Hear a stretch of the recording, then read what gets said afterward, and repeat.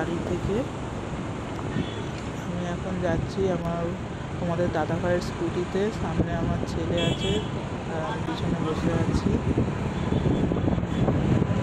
আমার বাড়ি থেকে একটু দূরে আছে পার্লার, সেই জন্য একটু পার্লারে যাচ্ছিলাম। অনেকদিন পার্লারে যাওয়া হয়নি, দেখো পার্লারে এসে গেছি।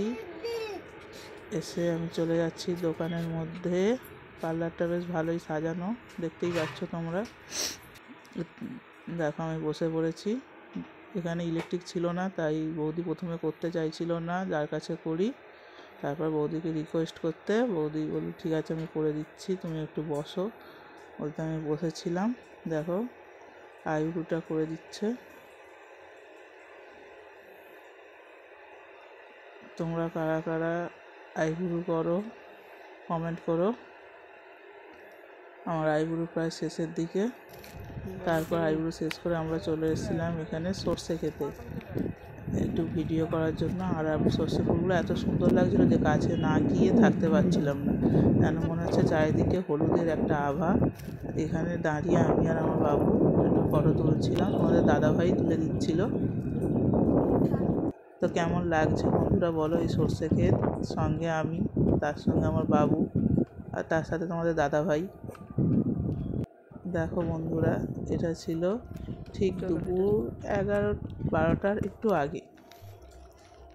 দেখো বন্ধুরা চারিদিকে শুধু হলুদ আর হলুদ, কি দারুণ লাগছে, যেন হলুদের মাঝে হারিয়ে যাচ্ছে। আর বাবু দেখো কত সুন্দর বসে পোজ দিচ্ছে। আস্তে ছোট্ট বাবু সে বসেছে সর্ষে ফুলে। এবার আমিও বসে একটু পোজ দিলাম ফুলের মাঝখানে।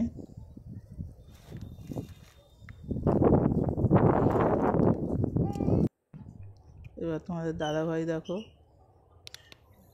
দাদাভাই নিজে নিজেই সেলফি তুলছিল। তারপর আমি একটা ফটো তুলে দিলাম তোমাদের দাদাভাইকে। একটু ঘোরো।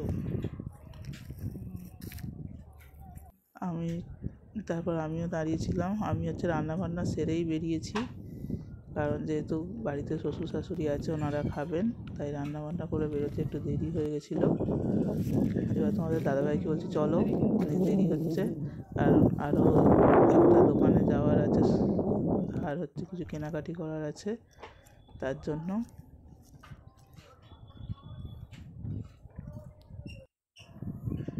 দিয়ে এইটা শেষ ফটো তুলে আমরা সর্ষে ক্ষেত থেকে চলে আসলাম। দেখো এবার আমরা সোনা দোকানে এসেছি। আমার একটা কানের নেওয়ার ছিল, কোন কানেরটা নিয়েছি বন্ধুরা তোমরাই বলবে। আমি কানেরগুলো দেখছিলাম, বেছে বেছে রাখছিলাম যে কোনটা ভালো লাগছে। তারপরে এইগুলো নিয়ে এসেছি কিনে কাটে সোনা দোকানের থেকে নেওয়ার পরে।